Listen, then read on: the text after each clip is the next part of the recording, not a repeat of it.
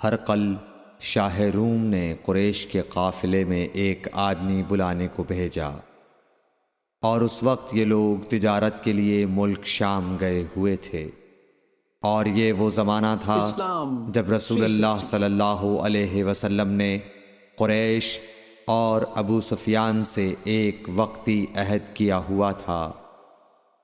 جب ابو سفیان اور دوسرے لوگ ہرقل کے پاس ایلیا پہنچے جہاں ہرقل نے دربار طلب کیا تھا، اس کے گرد روم کے بڑے بڑے لوگ، علماء، وزراء و امراء بیٹھے ہوئے تھے۔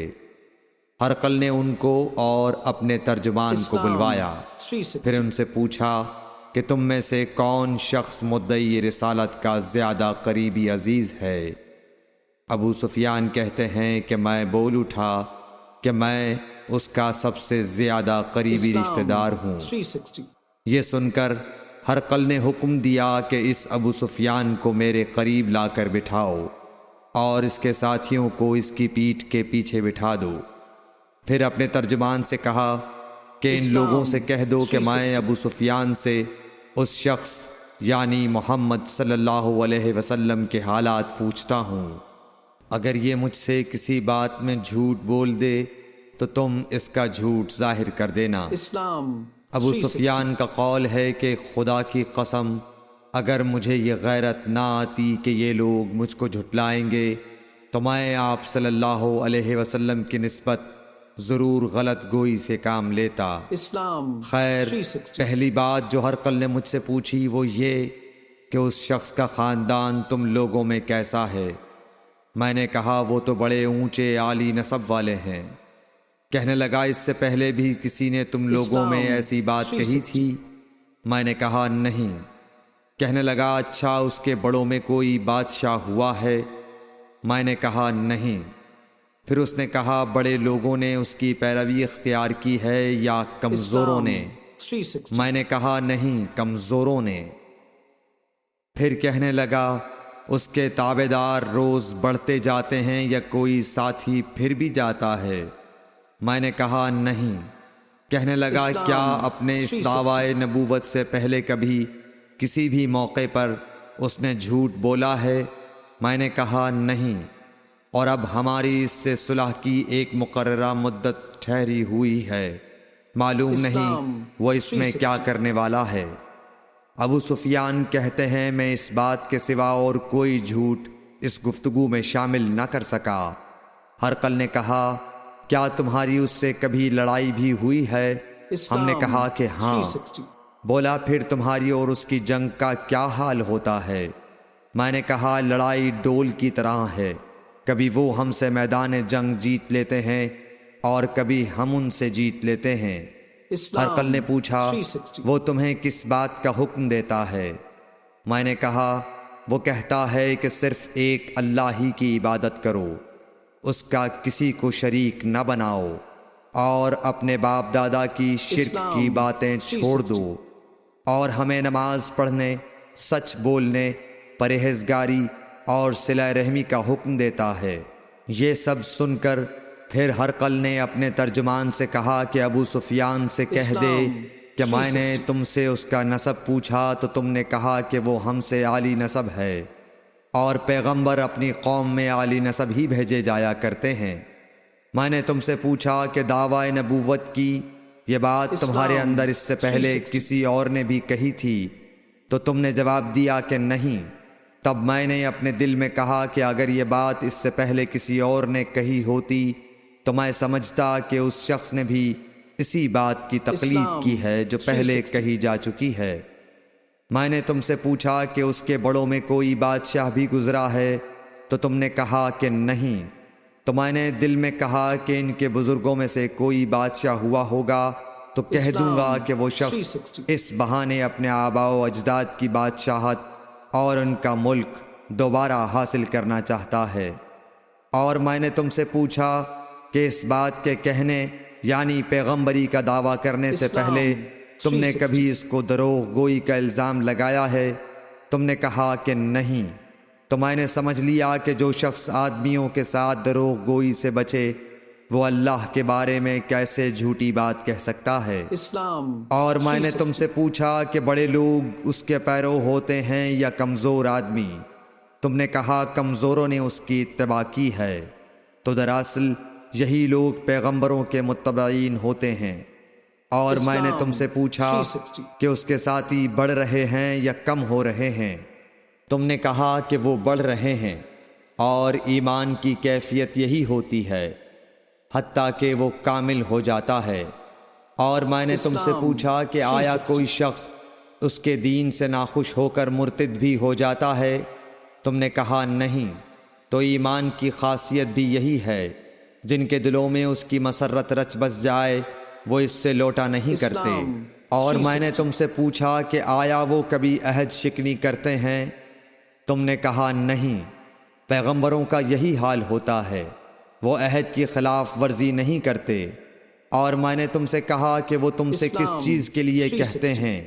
تم نے کہا کہ وہ ہمیں حکم دیتے ہیں کہ اللہ کی عبادت کرو، اس کے ساتھ کسی کو شریک نہ ٹھہراؤ، اور تمہیں بتوں کی پرستش سے روکتے ہیں، سچ بولنے اور پرہیزگاری کا حکم دیتے ہیں۔ لہٰذا اگر یہ باتیں جو تم کہہ رہے ہو سچ ہیں تو ان قریب وہ اس جگہ کا مالک ہو جائے گا کہ جہاں میرے یہ دونوں پاؤں ہیں۔ مجھے معلوم تھا کہ وہ پیغمبر آنے والا ہے، مگر مجھے یہ معلوم نہیں تھا کہ وہ تمہارے اندر ہوگا۔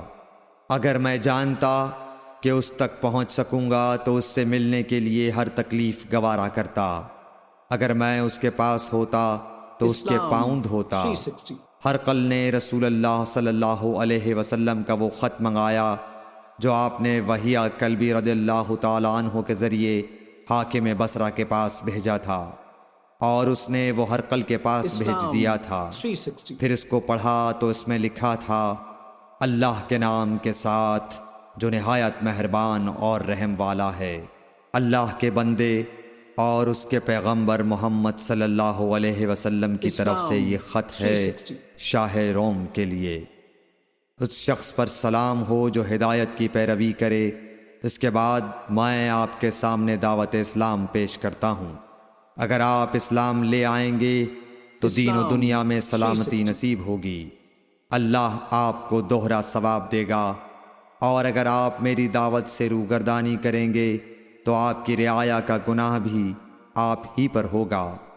اور اے اہل کتاب، ایک ایسی بات پر آ جاؤ جو ہمارے اور تمہارے درمیان یکساں ہے، وہ یہ کہ ہم اللہ کے سوا کسی کی عبادت نہ کریں اور کسی کو اس کا شریک نہ ٹھہرائیں، اور نہ ہم میں سے کوئی کسی کو خدا کے سوا اپنا رب بنائے۔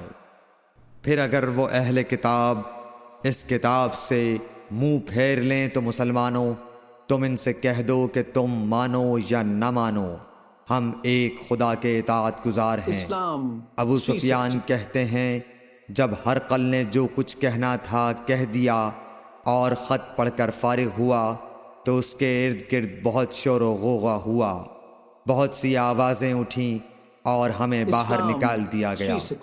تب میں نے اپنے ساتھیوں سے کہا کہ ابو کبشہ کے بیٹے حضرت صلی اللہ علیہ وسلم کا معاملہ تو بہت بڑھ گیا۔ دیکھو تو اس سے بنی اصفر روم کا بادشاہ بھی ڈرتا ہے۔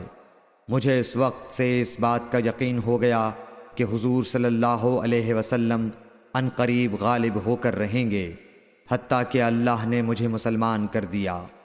راوی کا بیان ہے کہ ابن ناطور ایلیا کا حاکم ہرقل کا مصاحب اور شام کے نصارہ کا لاٹ پادری بیان کرتا تھا کہ ہرقل جب ایلیا آیا ایک دن صبح کو پریشان اٹھا تو اس کے درباریوں نے دریافت کیا کہ آج ہم آپ کی حالت بدلی ہوئی پاتے ہیں، کیا وجہ ہے؟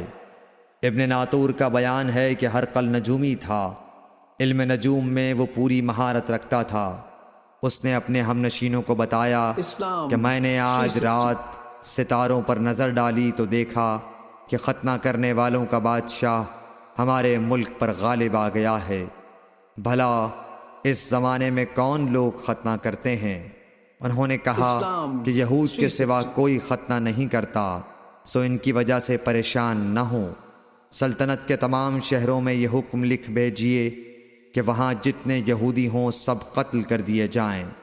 وہ لوگ انہی باتوں میں مشغول تھے کہ ہرقل کے پاس ایک آدمی لایا گیا جسے شاہ غسان نے بھیجا تھا۔ اس نے رسول اللہ صلی اللہ علیہ وسلم کے حالات بیان کیے۔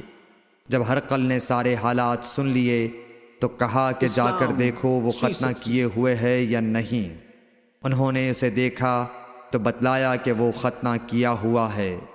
ہرقل نے جب اس شخص سے عرب کے بارے میں پوچھا تو اس نے بتلایا کہ وہ ختنہ کرتے ہیں۔ تب ہرقل نے کہا کہ یہی محمد صلی اللہ علیہ وسلم اس امت کے بادشاہ ہیں جو پیدا ہو چکے ہیں۔ پھر اس نے اپنے ایک دوست کو رومیہ خط لکھا اور وہ بھی علم نجوم میں ہرقل کی طرح ماہر تھا۔ پھر وہاں سے ہرقل حمص چلا گیا۔ ابھی حمص سے نکلا نہیں تھا کہ اس کے دوست کا خط اس کے جواب میں آ گیا۔